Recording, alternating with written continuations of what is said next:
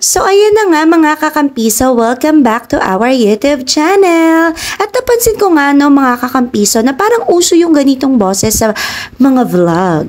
Kaya naman naisipan ko mga kakampiso na gayahin sila kasi nga gaya-gaya ako at wala kayong pakay kung gaya-gaya ako. Char, joke lang po. Pero yun na nga mga kakampiso, ngayong araw, bakit nga pa kami may biyahe? Saan nga ba kami patungo? At ano nga ba ang ganap?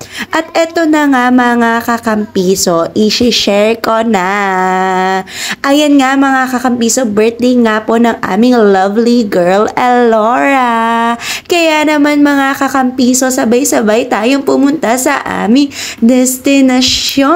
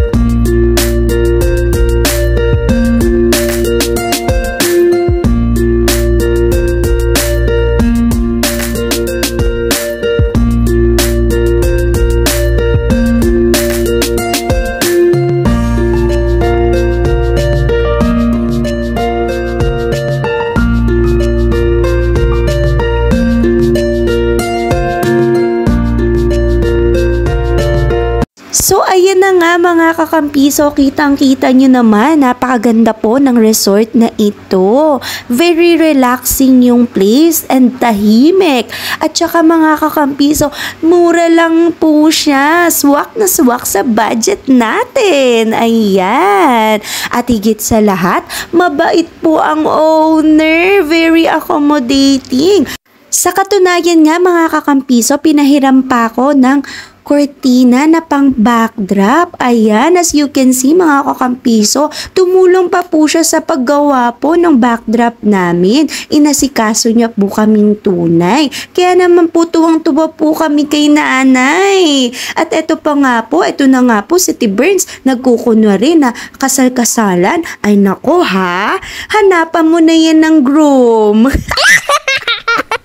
Hayaan mo na Ate Burns, malay mo naman yung groom mo padating pa lang. At ayan na nga no, mabalik na nga tayo dito sa pag-aayos namin. Tama na nga ang chismis. Eto na nga po, talaga namang busy kami at hindi pwedeng mawala ang upuan sa sobrang tangkad ko, di ba? Hindi ko kasi abot. Kaya naman naisipan ko nga pala na pink muna bago yung white, bago po yung pink. Wag niyo akong husgahan ha, kasi hindi naman po ako expert na tagagawa ng mga ganyan. Yes po, depende lang po yan sa taste ko at sa kung tingin ko okay na, okay na. Yes po. At saka nga yan, pinagiwalay ko po yung straw. Sabi ko, kailangan ko ng manipis. Pero sana hindi lahat naghihiwalay. Diba, Ate Burns? At ayan na nga, unti-unti na nagsidating ang mga bisita. Ayan, naunang-una yung pogi-pogi kong asawa. Talaga naman, napakaharot. Ayun na nga po. At tada, ayan na po ang birthday girl, Elora Kiona. At eto na nga po, dumarating na rin yung ibang mga bisita. Dumating na rin nga po pala yung friend ni Ate Bern. At ang kahanga-hanga, nag-bless po siya sa owner ng resort. Wow! Galang yarn! Ikaw na ba si Mr. Right? Char, disclaimer lang po, friends lang po sila.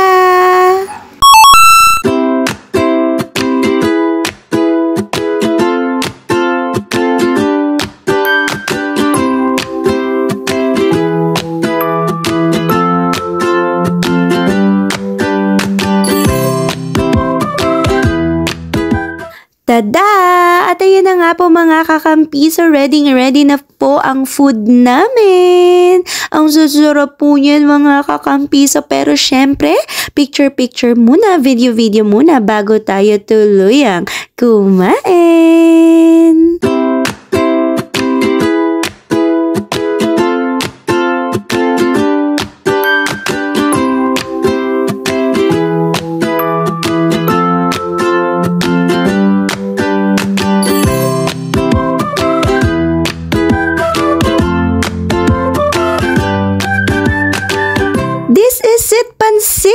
it! Ito na nga po ang pinaka-exciting part, ang pinaka-paborito ko sa lahat, ang kumain. Kaya naman ano pang hinihintay natin mga kakampiso? Let's dig in!